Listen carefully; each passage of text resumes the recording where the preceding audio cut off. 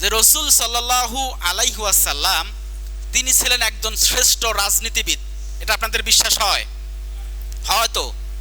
তিনি ছিলেন একজন শ্রেষ্ঠ বাবা, একথা আপনারা বিশ্বাস করেন? আচ্ছা।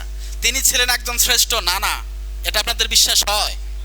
তিনি ছিলেন একজন শ্রেষ্ঠ স্বামী, এটা আপনাদের বিশ্বাস হয়? তিনি ছিলেন একজন শ্রেষ্ঠ ব্যবসায়ী, এটা কি আপনাদের বিশ্বাস হয়? তিনি ছিলেন শ্রেষ্ঠ সত্যবাদী, এটা আপনাদের বিশ্বাস হয়? তো সব যদি বিশ্বাস হয়, তিনি ছিলেন একজন শ্রেষ্ঠ সাংবাদিক। আল্লাহ পাকের হক কথাগুলো, সঠিক কথাগুলো মানুষের সামনে যাহা শুনেছেন আল্লাহর কাছে, যাহা বলেছেন তাই মানুষের সামনে প্রকাশ করেছেন। তিনি তো সাংবাদিক, তিনি তো সত্য সাংবাদিক। কথা বলেন ঠিক কিনা?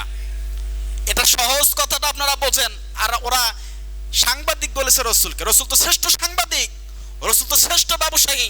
আল্লাহ রসুল কি ব্যবসা করতেন না? খাদিজার ব্যবসার দেখাশোনা তিনি করতেন না? করেছেন। তিনি শ্রেষ্ঠ ব্যবসায়ী। যদি আপনি ব্যবসায়ী হতে চান, রসুলুল্লাহ আদর্শের দিকে তাকান, তিনি কিভাবে ব্যবসা করেছেন তাকে ফলো করেন।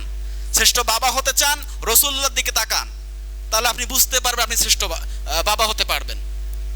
তো সাংবাদিককে একটু উৎসাহ দেওয়ার জন্য তিনি বলেছেন, তিনি এটা বোঝাতে চেয়েছেন যে সাংবাদিক এটা একটা মহৎ পেশা।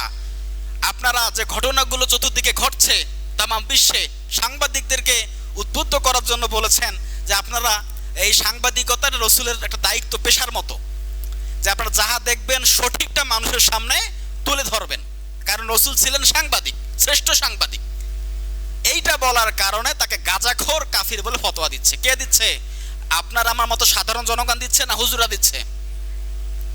আমির হামজা ভাই তিনি কিন্তু যেমন তেমন আলেম না। দেখেন, সে সত্য কথা বলতে গিয়ে 3 বছর জেল খেটেছে। যারা হক্কানি আলেম এদেরকে বাইরে খুব একটা পাবেন না, এদের বেশিরভাগ ঠিকানা হয় জেলখানায়।